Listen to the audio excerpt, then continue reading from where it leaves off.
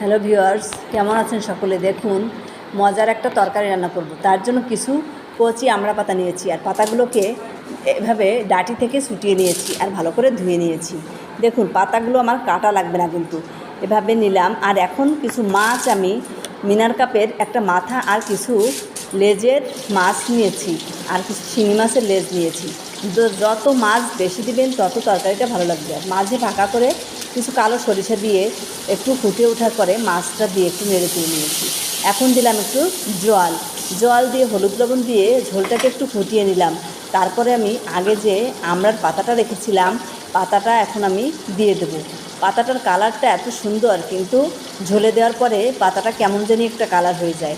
তারপরে এত মজার ও টেস্টি খাবার, না খেলে বুঝতেই পারবেন না যে কতটা মজার খাবার।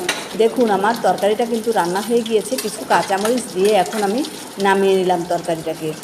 কাঁচামরিচ দিয়ে তরকারিটা নামানোর পরে দেখুন কালারটা কেমন হয়েছে।